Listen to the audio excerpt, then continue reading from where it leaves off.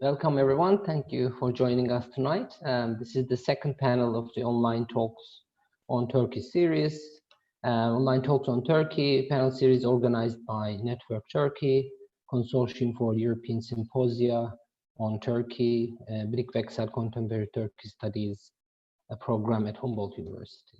My name is Ertuğ Tombuş. I'm a research associate at the Institute of Social Sciences at Humboldt and academic coordinator of the Birlik program. Tonight, our panel's title is Emergency Rule in Turkey, an Exceptional Measure or Everyday Strategy of Repression.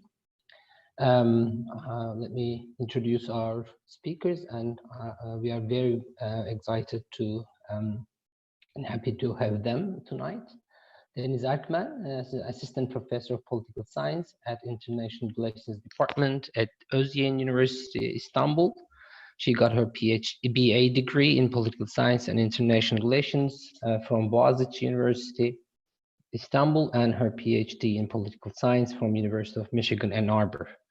Her teaching and research fields lie in comparative politics, political sociology, involving transnationalism, new middle classes, and authoritarian consolidation. She has ongoing research projects on neoliberal subjectivities among new middle classes in Istanbul, as well as protest suppression in contemporary Turkey. Mert Arslanalp is an assistant professor at the Department of Political Science and International Relations at Boğaziçi University. Before joining Boğaziçi, he received his PhD in political science from Northwestern University and worked as a visiting professor at Özyeğin University. His research interests include comparative urban politics, contentious politics, and democratization with a regional focus on Latin America and the Middle East. He has conducted research in Turkey, Argentina, and Mexico, and has ongoing research projects on the politics of urban citizenship in Istanbul and Buenos Aires, as well as protest repression in contemporary Turkey. Tonight's talk is based on a recent project that they finished together, and there are 2 articles already published from this research project, and the links you can find in the chat box to both articles. And I strongly recommend you all to read these these articles, as we will hear tonight. The research project has significant importance in many different reasons. I think one of an example of a top research project, but also I think it has, Mert and Deniz have different or intervening different levels of discussions. Not only the research project, I think significantly important in understanding the last 2 decades at least of Turkey, but also I think the way that they discuss and analyze Turkey from the perspective of protest repression. I think they successfully transfer the analysis of a political phenomenon, a case study, into a theoretical and conceptual intervention by helping us to question or inviting us to question the otherwise a distinction that thought unambiguous between normal, ordinary, and emergency and exception on the one hand. And also, I think this is a very good example understanding the current authoritarian or autocratization processes, what is new, what is different today. So without further ado, I know that you are, as much as I do, excited to hear what I'm going to say. So thank you very much again, everyone, and for Deniz and Mert joining us. Thank you, Dr. Ertuğ, for this very generous introduction. But also, I would like to thank the organizers for organizing this talk in these times of emergency. It's a great pleasure to be here with you today. It would have been a greater pleasure if we were all in the same room, but still, it's good to communicate to a wide audience on our research project. in these times. So we have a lot to talk about today. So I want to quickly start our talk by sharing with you a couple of photos from the last decade of Turkish politics and from 3 distinct episodes within it. So I guess everyone is able to see my screen now. Let's start with the first one. This photo is from the emergency period from 2017. The state of emergency was declared in July 2016, and it lasted until July 2018. And the photo is the photo of official texts of protest bans that were issued by Artvin governorship during the emergency era. The Artvin governor, Artvin is a province in northeastern part of Turkey in the Black Sea region. The Artvin governor issued 15 bans throughout the emergency, and each ban banned all protests in the province of Artvin for a month. So basically, during the emergency era, Artvin governorship effectively banned protests in its province for 15 months continuously.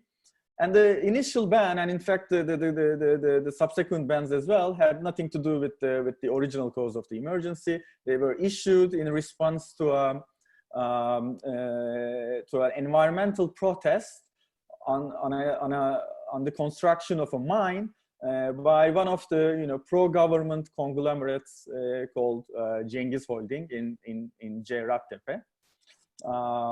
So that's our first photo from the emergency era. So a little bit earlier than that, like if we go back 2 years to 2014, this time we see a ban by Kayseri governor, who banned protests on the day of the trial of the police officers who were responsible for the death of Ali Ismail Korkmaz, one of the 7 young men who were murdered during the Gezi protests in 2013. The governor not only banned the protests in front of the courthouse, but his order also stated that all meetings and marches that relate to the specific issue are banned anywhere in the entire province. So here we see a different kind of ban. It's not a total ban, but a ban that is targeting a specific content on a specific day. Fast forward to 2020, 1st of March, 2 years after the state of emergency, like almost 2 years after the state of emergency ended, and a few weeks before the coronavirus emergency. It was never declared as an official emergency, but the coronavirus emergency, the de facto emergency, began in Turkey. On March 1st, the Istanbul governor announced a 10-day ban on all protests related to war in Syria after 34 Turkish soldiers were killed in Idlib during Turkey's latest military operation. So effectively, the Istanbul governor made it unlawful to organize an anti-war protest in Istanbul, and the ban didn't remain confined to Istanbul. In fact, other governors copied it and implemented in their own provinces. So these photos and short vignettes from the last decade basically constitutes the empirical subject matter of our talk today. They are all examples to one type of state repression that Turkish citizens have been subject to in the last decade, as Turkey has transformed into an authoritarian regime, an electoral or a competitive one, yet an authoritarian regime under the helm of AKP and its leader Recep Tayyip Erdoğan. Protest repression has been a continuous part of the authoritarian landscape of the last decade. Yet who were targeted, how they were targeted, when they were targeted, varied and changed over time. Comparative political analysis of regimes tend to ignore the trajectories of protest rights with its focus on more institutional variables. Nevertheless, we consider these rights extremely important, both as fundamental democratic rights, but also as fundamental democratic powers. And in a way, our contention is that repressing protests is a condition for repressing other fundamental rights that political science cares about. Therefore, we have to study what happens to protest and protest arena in any country. So in that sense, we see protest repression not simply as an expression of autocratization, but as a constitutive tool that facilitate and foster authoritarian transformation. That being said, we also think that exploring protest repression can tell us, or can provide us a vantage point to discuss other issues, other topics that social scientists care about. We are particularly in this project interested in understanding how contemporary authoritarian regimes navigate this tension between their persistent claims to rule of law or upholding rule of law, or democratic institutions, and their actual repression of contestation in a political context where neither elections nor the associational activity of the opposition are completely suspended. The scholarship pointed out that contemporary autocratization has a legalistic side, uses law to achieve its objectives. Yet we think that these debates, these discussions can benefit from debates in political theory and socio-legal studies on emergency powers and emergency rules. So I think these debates in these other disciplines have a lot to offer to comparative political analysis of regime change and continuity. More specific to Turkish politics, we also want to examine the continuities and changes in the enactment of emergency powers for repression. So before I elaborate a bit more on our theoretical framework, I also want to talk about our larger project. So Deniz and I and our research assistants, we've been trying to construct two data sets. One data set on protest bans, another data set on protests from 2007 up until today, in fact. So far, we completed the protest ban data set from 2007 to 2019. This was based on the manual coding of protest bans news from Hürriyet and Biyanet online archives, which are news sources with different advantages. And just to be clear, when I say protest bans, we are basically talking about administrative decisions that ban a protest for a specific period of time. So we do not talk about de facto police interventions. We talk about authorities administratively taking a decision banning a protest. Our data set also includes curfews. Curfews that began to be enacted in Kurdish towns during the Kobane protests in 2014, and they proliferated from 2015 onwards. From 2015 onwards, these curfews their primary target was not to ban protests, but by definition, they also prevented protest participation or any form of contention for that matter, or at least they officially declared them unlawful. Let me again share my screen to show you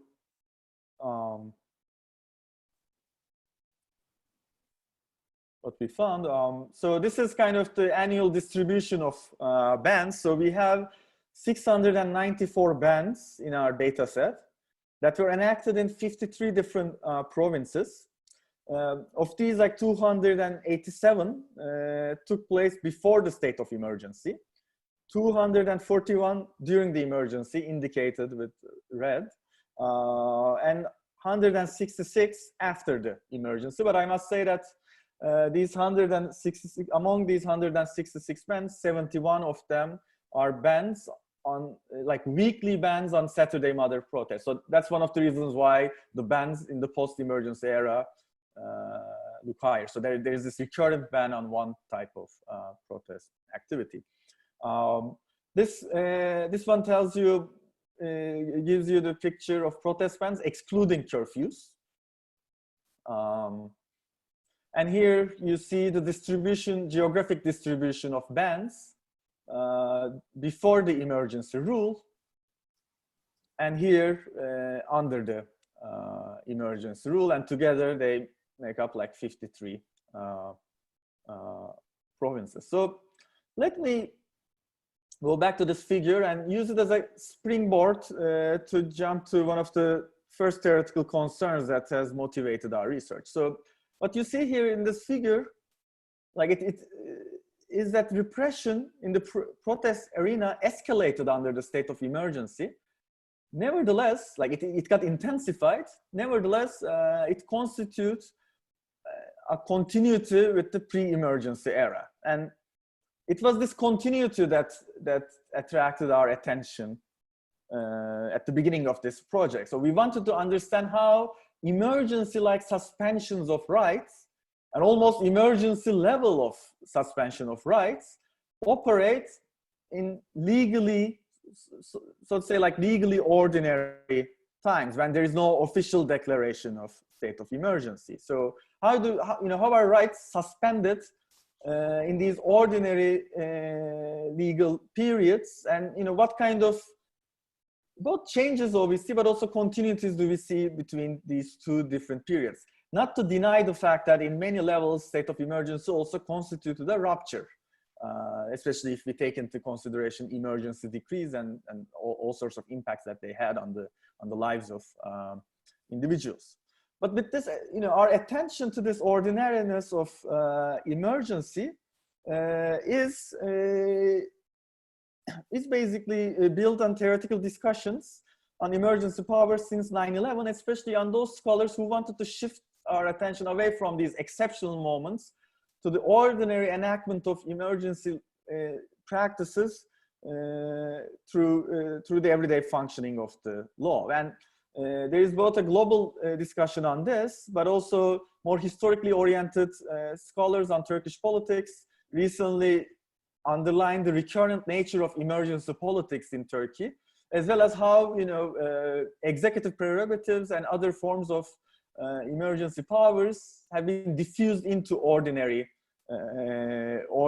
law to undermine fundamental rights. So we build on these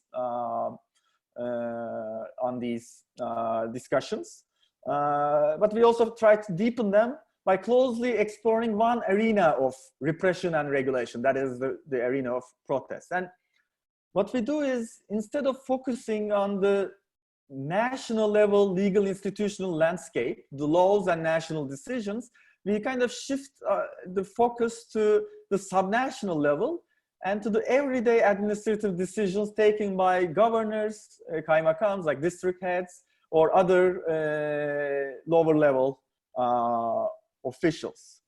And that analytical shift, that focus, that scalar shift, I think gives us a more dynamic picture of how repression operates, who is repressed, through what kind of measures they are repressed, and where they are repressed. And on the basis of this kind of analytical lens, we propose a concept, the concept of mobile emergency rule, to capture this suspension and repression of fundamental rights in the absence of an official state of emergency. We define mobile emergency rule as the governmental practice of suspending constitutional rights via executive and administrative decisions in an extremely localized, temporary, and ad hoc manner in the name of order and security, just as in the case of a national decision that declares a state of emergency. And we don't think it's peculiar to the protest arena. I think we see the exercise of this modality of repression and emergency rule in other arenas, like the media space, for instance, with regular broadcast bans on media. But here we obviously focus on protest arena. And what we find striking about it is extremely temporary, localized, and particularistic nature of these suspensions. And also this easiness to enact them and withdraw them, which has, as they proliferated over the course of the second decade of the 2000s, is that, basically these decisions appeared and disappeared across different parts of the country, creating a very ambiguous territorial landscape of protest freedoms. And that's why we basically refer to this modality of emergency rule as mobile emergency rule, because it moves across the national territory, it moves within time, it appears and disappears, and along with it, our rights are also appearing and disappearing. So I'll stop here, and Deniz will take from this moment on to discuss how mobile emergency works and what are some of the broad patterns based on our data sets. So thank you. Okay, so you can hear me, right? Thank you. Well, thanks, Mert. I'll go on now with unpacking the data some more. But before I start unpacking the data, I want to talk about how, what Mert described as our concept, mobile emergency measures, mobile emergency rule works. So I want to kind of unpack that a little. So it's important for us to underline that these temporary, localized, particularistic measures that we talk about function through appropriating legality. So the authorities, governors, kaymakams that enact these measures justify them specifically by drawing on existing laws. And here we have in mind the law 2911, law on assembly and demonstrations, and law 5442, which is the provincial administration law. These laws actually provide a very wide range of powers to governors. So they already have that actually within the law, but they're used to restrict protests via these laws have been legally challenged, have been questioned, and also from a constitutional perspective.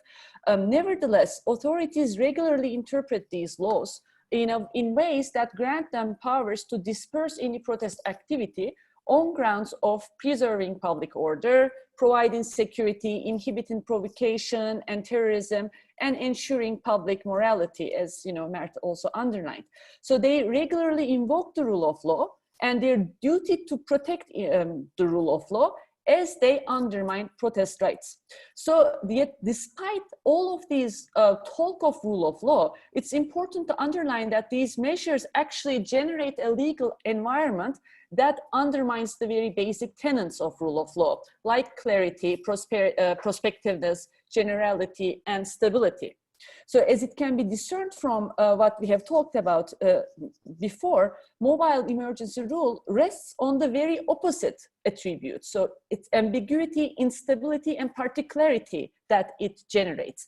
And this ambiguity particularly manifests itself in the shifting terrain of how, where, what, when, by whom the government allows protesting. So one day it might be that something is permitted, the next day it's not permitted. Something might be banned and then unbanned. The kind of activities that are allowed or disallowed may expand or contract in a matter of basically days. So even the wording of the ban itself might be ambiguous, and allowing the authorities to interpret it as it suits their intention. In fact, let me give an example of a ban that Edirne governorship declared in 2012. So the governorship declared a ban. It actually banned all protests in the city. And when NGOs objected to this ban, the governor stated, and I'm quoting, that their decision was misunderstood because of the wording. The decision did not mean that they were banning all demonstrations in the city. In fact, legally, we would not ban any necessary demonstrations. Everyone can use their rights democratically, but if the demonstration is illegal, we intervene, unquote. So in cases like this, what in fact looks like a collection of mumbo jumbo, you know, or a collection of like logical inconsistencies, actually work to create ambiguity, which carves a space of discretion for the authorities, while also projecting by this like regular referral to laws and rule of law, while projecting an aura of legality. Moreover, they also hide the fact that the ban targets a particular protest in the generalizable language of the law. And in fact, like, you know, after the fact, the authorities go back and like, you know, reinterpret the law to hide that, like, you know, it was actually targeting a specific protest. So we believe overall the flexible nature of the bans, the ambiguity they generate, as well as their the continuous referral to law and rule of law, makes them particularly effective ways of protest repression, as they achieve multiple functions through these, like, you know, mechanisms. First, they balance or manage the tensions between the formal existence of institutions of liberal democracy and the ongoing undermining of rights in practice, which is basically inherent. The tension is basically inherent to competitive authoritarian regimes, especially during a process of autocratization. Secondly, again, as a function of this, like, you know, flexibility, ambiguity, and the referral to law, what they do is they actually criminalize protests while also claiming to function within the rule of law, within the bounds of rule of law. They do this by associating protests with illegality and thus pushing protests discursively outside of the bounds of regular politics. This actually fits within the populist and majoritarian politics of AKP, which associates democracy with the ballot box. Moreover, we think that this also functions to delegitimize protests and protesters in the eyes of the public, as they associate them with illegality, especially given how controlled and restricted the media is, thus sabotaging the protest space from multiple fronts. So having talked about these, like, you know, how these, like, you know, mobile emergency measures function, let me turn to the discussion of the bans a little more, what we see over time and how they work, etc., and detail them a little more, specifically with an eye towards what they tell us about the continuity and change with regards to protest repression in Turkey. So between, Mert has already given you the total numbers, and we have already said, like, you know, there are 600, more than 600, almost 700 protests in 53 provinces in Turkey. Now, if you look, however, at this, like, you know, distribution of the bans over time, you see that there are certain, like, you know, points where we see an increase. And you see it in 2013, you see it again in 2015, and this is actually like the second half of the 2015. And from then on, like in 2016 too, you see another increase. So here, of course, these significant increases in 2013, second half of 2015 and 2016, before the establishment of a full-fledged state of emergency, these correspond to some of the major inflection points in Turkey's authoritarian transformation in the last decade. So in 2013, as many of you know, we have the Gezi protests, which, like, you know, in which there was a grassroots movement basically against the authoritarian transformation that was going on, against neoliberalization. In fact, it was a like coalition of groups that were protesting. And then in 2015, with the end of peace process and with the loss of AKP's parliamentary majority in the June elections, with the pro-Kurdish HDP entering the parliament with a campaign that challenges Erdogan's bid for presidential system, we then have the remilitarization of the Kurdish question once more, and with the start of like military operations in the Kurdish majority regions of the country. So in these key inflection points, as parts of the repertoire of the government's anti-democratic practices, we see bans being deployed against these challengers of the government. that means that in 2013, most of the bans are about Gezi, and after 2015, the majority of the bans are not about the Kurdish issue, and they almost half of them are curfews. So both of these points, 2013 and 2015-16, both of these like inflection points precipitated in Turkey further autocratization. And we, you know, in both cases, however, we want to emphasize the government did not declare a state of emergency. Instead, what we think the regime did was that it attempted to navigate the tensions between its electoral calculations and the ongoing counterinsurgency via these mobile emergency practices. Now, it's also important to emphasize, while there are these inflection points, this tool, the mobile emergency measures, are not used only in reaction to major contentious events. As we can see from the data, this tool was actually used prior to these major escalation points as well. So in fact, turning to the groups that were targeted by the bans, it's a little hard to see, but I'll explain it to you. We see actually, starting before the Gezi period, we see that these tools were used increasingly against new targets. So while between 2007 and 2012, the bans target the usual suspects of the Turkish regime, such as labor, leftist, and Kurdish groups. So between 2007 and 2012, these constitute the majority of the bans, in fact, 43 of 53 bans. After 2012, we see both an increase in the number of bans, but we also see inclusion of new groups. These are Kemalists, environmentalists, women, LGBTQ movement. These all become part of the targets of the ban. This actually starts before the Gezi protests. It starts in 2012 with a targeting of Kemalist groups, but it starts picking up speed after the Gezi protest of 2013. And these groups continue to be targeted under the state of emergency, as well as after the state of emergency. So there's, of course, like talking about state of emergency, there's of course another major inflection point or turning point, which is the announcement of state of emergency in July 2016.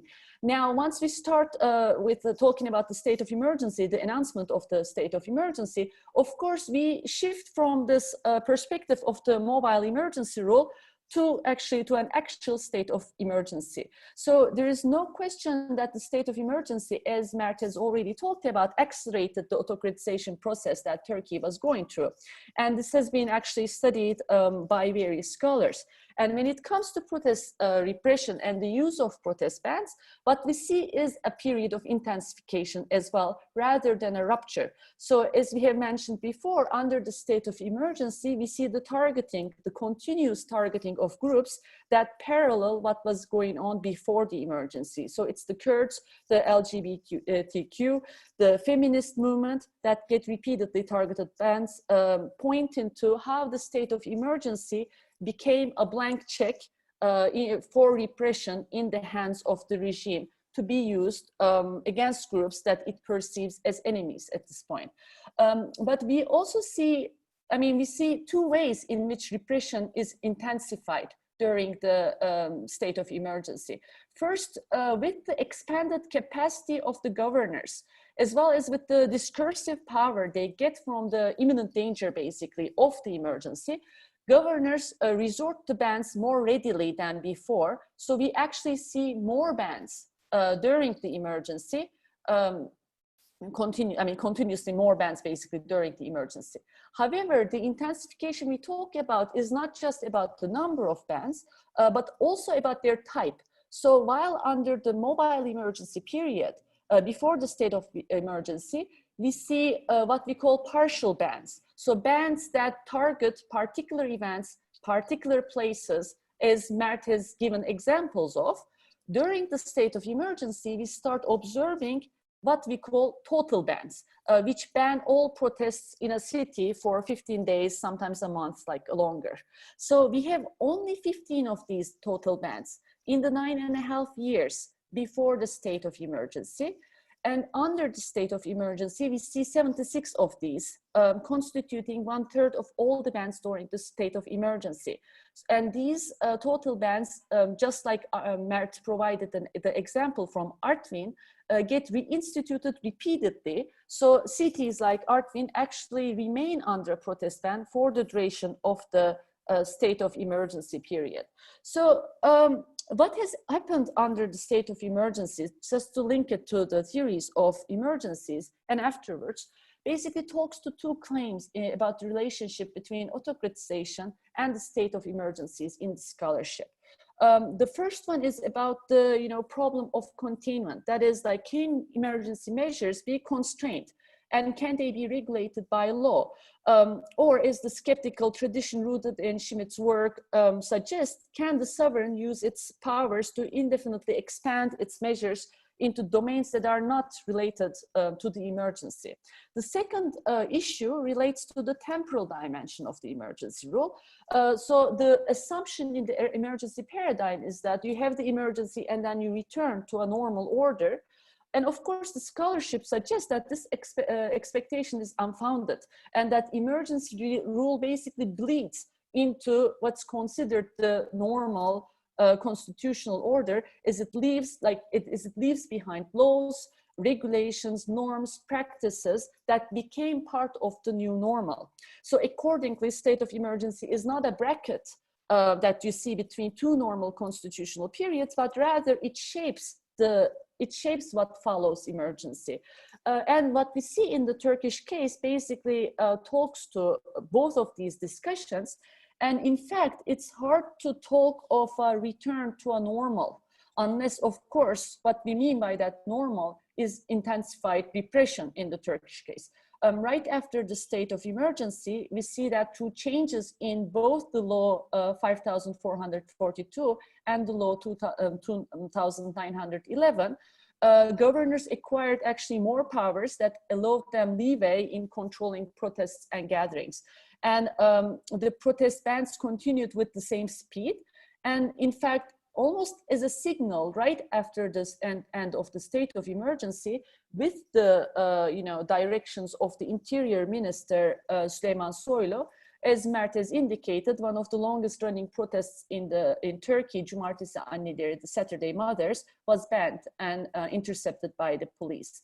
In this period, we see multiple groupings of protest bans involving the cities where after the local elections of 2019, the elected officials from the HDP party were replaced by appointed officials, kayyum.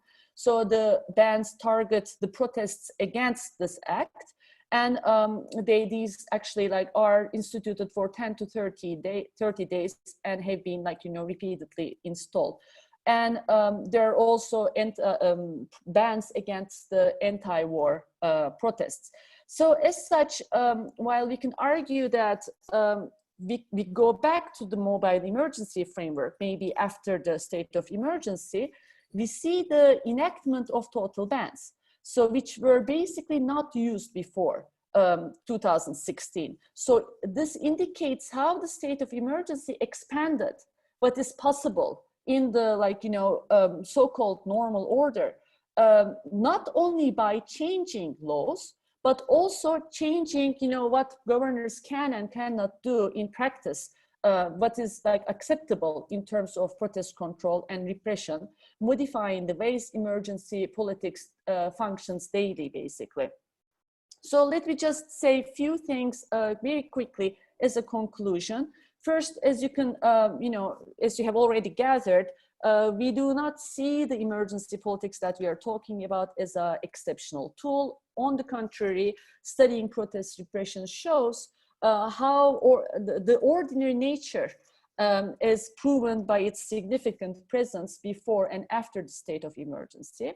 However, it's also important to underline that this emergency politics is layered onto a history of emergency moments and practices and their legal and political legacies in Turkey, as Turkish scholarship underlines. We didn't get too much into it, but authorities and political leaders appropriate both the legal tools and the techniques of government that this history has produced and installed in the ordinary law. So the latest state of emergency is no exception in that it has been also used to change the political and legal landscape in important ways, in also like, you know, in provisions into the protest control laws. So, however, this broad historical continuity should not blind us to the fact that changes and inflection points do happen, whom the protests repression targets, the way it operates, the specific actors that are implementing it, and the overall level of repression can change in conjunction with the changes in the, like, you know, regime, governing regime.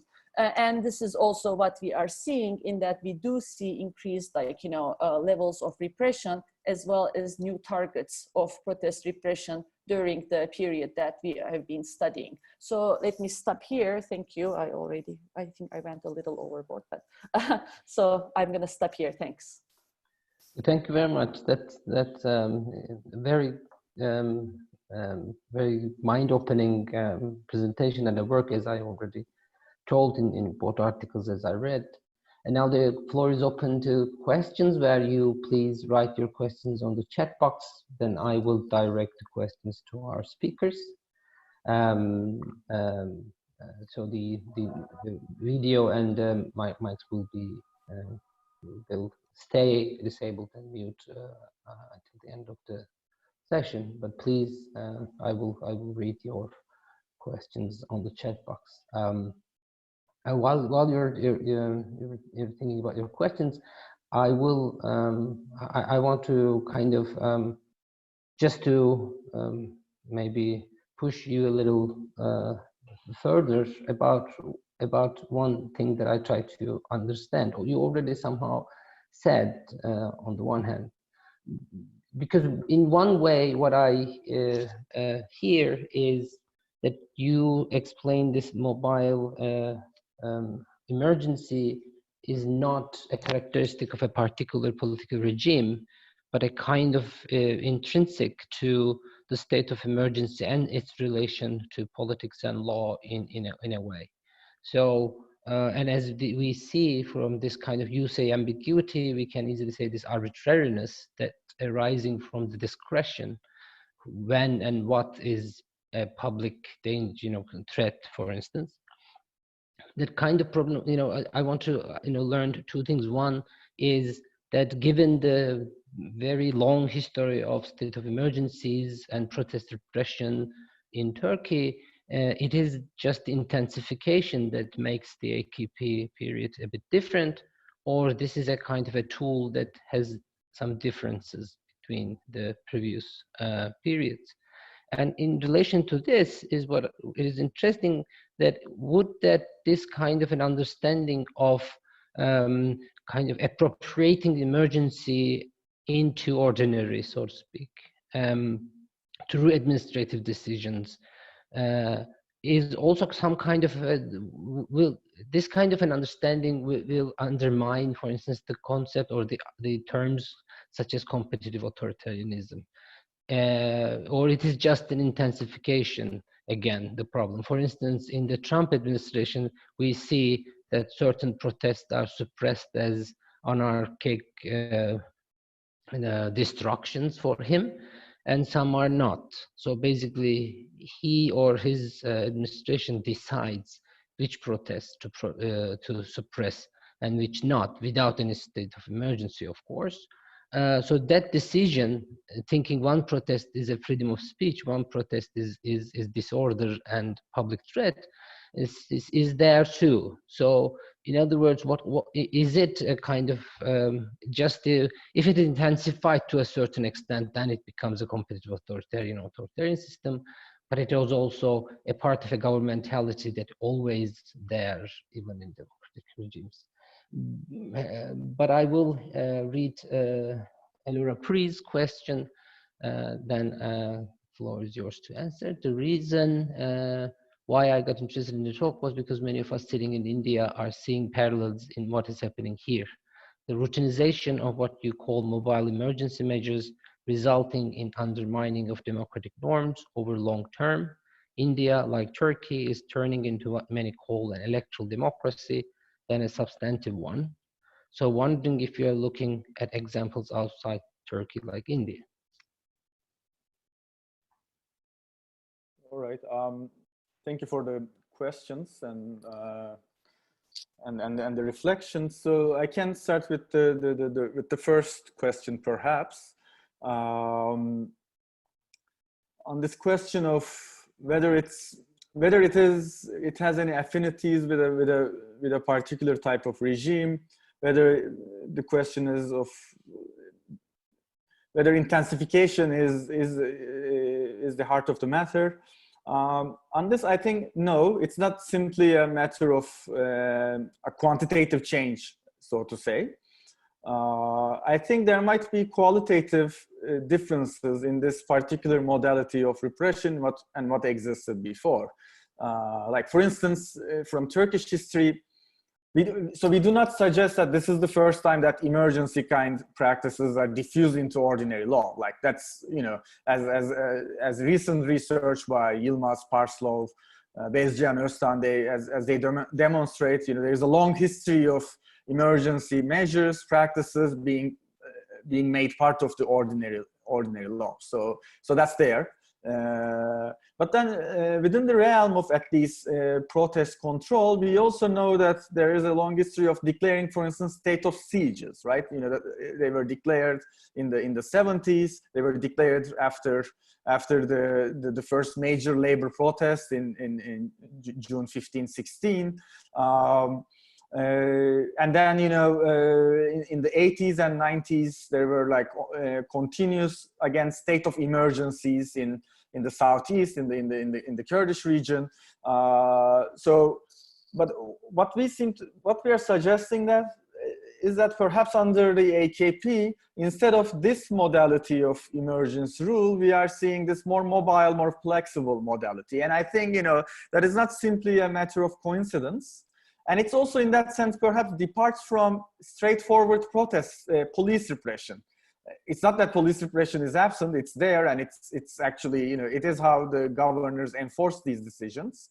But this, although we are not sure of this because we do not have data for the pre-2007 era, it may be the case that, you know, over the last decade, more and more like this preemptive declaration of a ban and then enforcement of that ban through with the police start to become more of the norm. But for this, we are, you know, gathering new data on all protests, and we will be able to say, you know, how many of them were repressed by straightforward police, de facto police action, how many of them were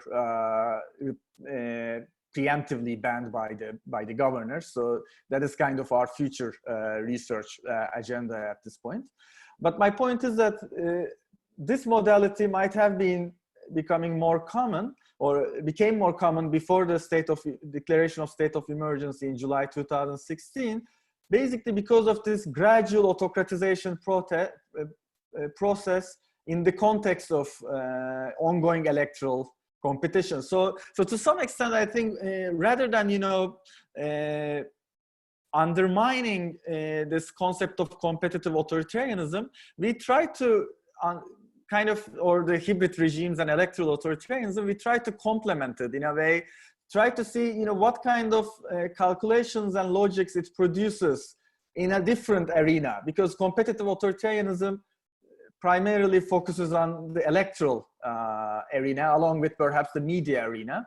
So here, you know, in this arena of protest repression, perhaps again, this logic of trying to maintain the appearances of some sort of democratic rule, and the necessity to narrow down the room for contestation for the opposition, perhaps produces this kind of more flexible, more mobile way of repressing protests. But it seems also that more and more since the end of the state of emergency, both with the emergency rule, but also since its end, the time periods for the bans are getting longer. They are becoming more and more blatant, and it also in a way reflects the increasing autocratization of the regime. Perhaps, I don't think it has yet transformed into something else, but it always has that potential to transform something beyond an electoral authoritarian regime. So probably I missed a few other things to address, but I already took it too long. So let me give the floor to Deniz if she wants to add anything to. Yeah, I'm actually I'm gonna add very quickly a few things, and it's about whether it's what we see in the United States, and whether it's the intensification that's the problem, whether you see practices like this in democracies or not. I mean, we haven't addressed this in a kind of systematic manner. We didn't look at what's going on in the other countries, and this also talks to what Elora is asking, and also hi Elora. We didn't really address this, but it is a very good question. And in fact, because I think it's a good question for two reasons. One, this danger of gradual autocratization is not something that only countries that are already hybrid or defective democracies go through. In fact, when we talk about autocratization or gradual autocratization, there is a trend or a wave in which we see different countries, including liberal democracies that are experiencing this. So it might be that it is part of the gradual autocratization in other places too. However, I think in order to think about this more systematically, one needs to also think about what else is going on in the country and at what level of this gradual autocratization the country is. So are the is the judiciary still functioning? That is, if you ban the protest, but the protester takes it to the to the judiciary, would the judges actually decide in favor or against it? So this kind of it functions in relationship to other arenas of contestation in the country, and thus that may be something different. Maybe the problem is not the intensification, but what else is happening while this is being intensified. And relatedly, I think when it comes to protest repression from a global perspective, basically, there are periods in the world where protests are less repressed or more repressed. And I think we are actually in a period where countries learn from each other in terms of protest repression, and it's taken a more of a militarized version of protest repression, not just in Turkey, but everywhere. So again, maybe that's something to think about, how countries learn from each other in terms of how they react to protest and who they react to. So yes, I'll stop here and maybe we'll take more questions. Yeah. Thank you. So we have 3 questions that I try to read very quickly, and I think you can read on the chat box too. So Burcu Türkoğlu's question: declaring state of emergency to eliminate presumed security threats is not new to the country. Martial law first and state of emergency exception were utilized frequently in the history of the Republic. Though, do you think it is the threat perceptions that are changing? What makes the difference between the last decade and the previous ones, in which the exception, regardless of the declared or not, repeatedly utilized to repress and or suppress fundamental rights? Were the previous ones authoritarian too, or this last few years it represented different type of authoritarianism? And John Tre is asking, coming from a double track background, being a journalist and a social scientist, I would like to ask speakers, as me, what they consider the most detrimental impact of the emergency rule on free speech continued since its lifting, both in journalistic and academic regards. And Joachim Parslow, hi Joachim, from your talk I get the impression that what you call mobile emergencies are really not conceptualized by the relevant Turkish state actors as emergencies at all, but administrative measures. Whereas calling something an emergency recalls a specific legal paradigm or set of paradigms, whether they are called martial law, states of emergency, or states of siege. These patchwork emergencies are treated simply as administrative decisions, which, unlike top-down emergency declarations, are continuous, contextual, stated, and legally articulated in terms of local threat perceptions, etc. So first, does this not look a lot like what's going on in other democracies, such as France, in the context of suppression of the I need my glasses. Okay, now someone needs to do a good French. And two, should we perhaps just abandon the terminology of emergency altogether in order to better understand what is happening to these countries? And I will read the last question from Sylvia von Steinsdorf. Thank you for your great analysis. Despite the very depressing findings, two questions. One, did you find any patterns behind the mobile emergency regime concerning regional geography, topics, duration of the bans? Put differently, are there any particularly repressive regions other than the usual suspects, i.e. southeastern provinces? Two, I know this is beyond your particular research topic, but perhaps you can nevertheless say something about this. Are there any successful attempts at fighting the bans in court? So lots of questions, but I wanted to read all of them to save from the time. How should we go? How much time do we have left? So I think until the end of your answers, let's say. Okay. All right. All right. So let me start with perhaps the question on threat perceptions. So yeah. So I think one of the things that we see is who is conceived as a threat has also changed over the course of the years, but also it's not in that sense that it changed in a way that is that has left the other threat perceptions aside. So in a way, depending on the political context in the conjuncture and kind of the coalitional actors that made up the regime, the threats varied. So one of the things that Deniz mentioned in her part of the presentation was that we see an expansion of groups that began to be repressed. For instance, in the past, the Kemalist Republican groups their protests were not necessarily repressed. For instance, even back in 2007, when they were organizing the Republican rallies, those rallies were not repressed. But then in 2012, after the 2011 elections, we see these groups being repressed, for instance, in Ankara, right? So in a way, you kind of see in conjunction with this change in the hegemonic constitution of the state, like which groups actually control the state, as AKP consolidated its power over the state, you kind of see a shift in who is also being targeted, right? So in addition to the usual suspects, you see new actors coming into the picture. With Gezi, or even before Gezi, we kind of see urban social movements start to being repressed, in, for instance, in the Emek cinema events, then in the May 1st events, and then then with Gezi and after the Gezi, there is this alert about basically groups that constitute the Gezi, and among them, like women, LGBT movement, environmentalists, they are more and more recurrently repressed. So you see like new threats emerging there. During the peace process, we see a decline in the repression of Kurdish, or at least we see less bans on the Kurdish issue.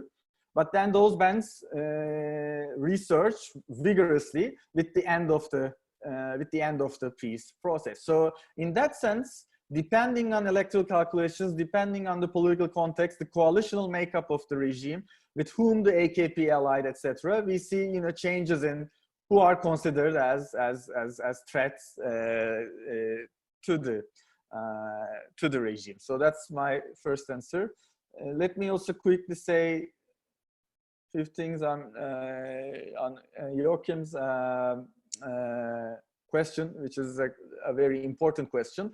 Yes, these decisions are not referred or seen as emergencies by the relevant state actors. So they are not framed as such as emergency powers. But the way they deploy the decisions and the way they justify the decision, they very much use the language of emergency politics. They constantly refer to security, order, potential for violence as the foundations for implementing these decisions. So they, in a way, kind of speak from the same discursive realm of emergency politics without enacting official emergency powers. And I think that's where, I think that's where actually the work builds connections with your own work in terms of how how basically these emergency-like prerogatives are diffused into the ordinary law. And that is the case with the provincial, the law on the provinces, as well as like provincial authorities, and the law on protest and freedom of assembly. So that's why we basically see it as simply a continuation of this kind of emergency politics through ordinary means. Whether it constitutes similarities with actions that are taken in some democracies, yes, it does. And I think that's where that's the point where we should not fetishize these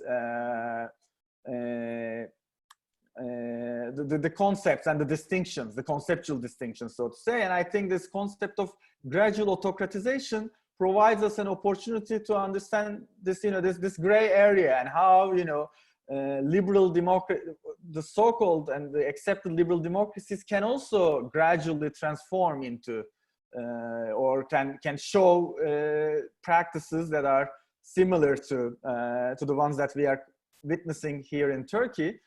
But also Turkey was not, fully competitive authoritarian or electoral authoritarian 10 years before. So that was also a gradual process.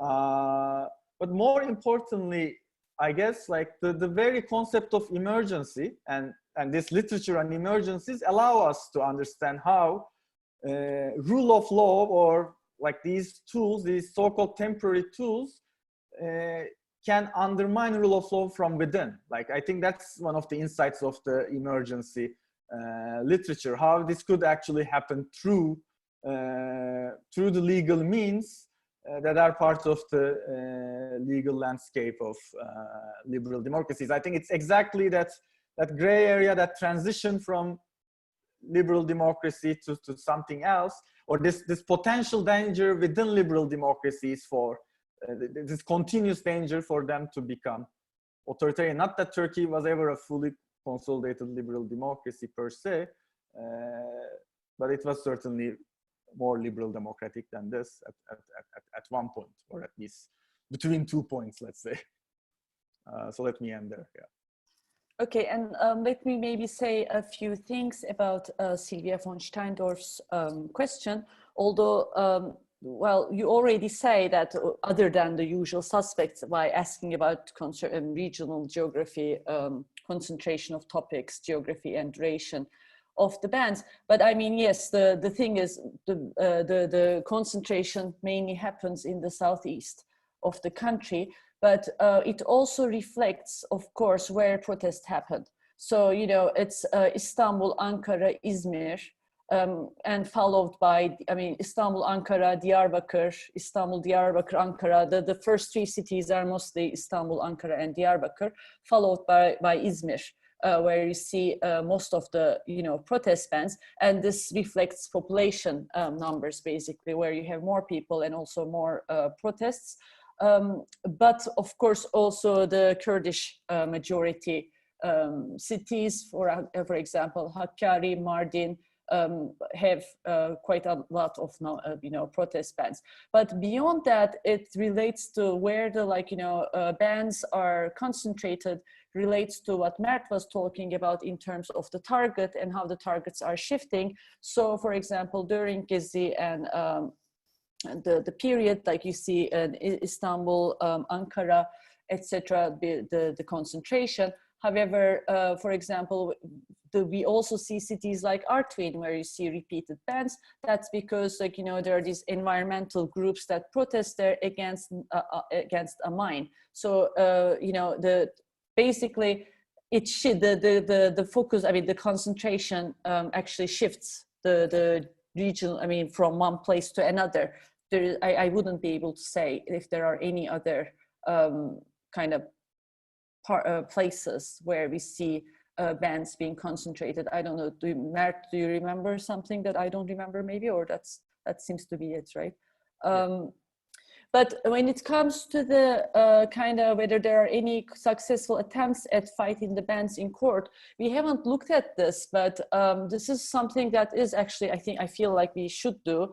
What happens, however, is that, like, you know, rather than attempting at fighting the bans in court, there does seem to be some kind of you know, negotiation going on with governors, although I'm not sure how. Like, you know, it's sometimes what happens is that a ban is instituted, but protesters still want to protest, so they go to the place, and then there's you know, negotiation with the police, and part of the, like, you know, protest happens. Or sometimes protesters actually call the governor through, like, politicians, etc., and the ban is pulled back, or like you know, partially lifted. So, for example, the ban would there would be a total ban, but then, like, the police would let the protesters do a press release. So there is these ongoing negotiations on the street, and also through kind of these kind of networks, as far as as we can see. But specifically for this reason, we also want to interview people who actually take place in the protests and deal with the protest bans, which we have not done. So, and lastly, I want to say something to Can Türe. It's hard for me to comment on what's the most detrimental impact of the emergency rule. Maybe it was this kind of changing of the laws, like the decree laws, they have been actually turned into permanent laws after the emergency. But I'm saying it's hard to, like, you know, comment on the most detrimental impact, because I think, like, Turkey was already in such a kind of deep end of the autocratization process when the state of emergency started, that, like, you know, it accelerated it even further. And all these kind of different arenas that the emergency rule affected work together. So, you know, there's like what's happening with kind of oppositional politics, what's happening with the media, what's happening with the protests. They all work together to create a very depressing picture. So I wouldn't be able to say what's the most detrimental. But of course, there's also the institutional changes, like the, you know, institution of a presidential regime under the state of emergency, which is very significant, of course, in terms of the personalization of the autocratization. So it's a competitive authoritarian regime, but it has taken on this very personalized character, and it has also, like, you know, taken on a new institutional form. I think that is very significant, even though I'm not sure whether it's the most detrimental part of the emergency. So I'll stop here. I don't know, Mert, if you want to add something to that. Have you mentioned the Constitutional Court decision? No, I did not. So there are a few Constitutional Court decisions on protest repression where the decisions found the claimants right. But the issue is, like, these decisions come, you know, like 4 years, 5 years later after the petition, right? And that's exactly, you know, by that time, you know, these mobile emergency measures or any other form of protest ban, you know, they achieve their objective. So there is no other judicial avenues to quickly stop a protest ban is largely foreclosed, and I think that has to do with the control over the administrative courts, but also perhaps the jurisprudence of the administrative courts, of which I'm not really that familiar with. But we know, for instance, that back in 2016, when the Pride March was first, you know, when it was legally banned, the organizers actually resorted to the administrative courts, but they failed to get the results that they wanted. And I doubt that, you know, you could get it today if you couldn't get it back in 2016. 16. But I think, you know, that the court arena that deserves more attention, and I don't think we are yet, we have full knowledge of that. That's something to look into more deeply. Okay, maybe just one sentence that I will add to Jantra's question. I don't know whether this is the most detrimental or not, but I thought when I read your articles and listen, is that what you described with protest repression somehow manifests itself in different shapes and forms in other areas of life, including, for instance, insult cases.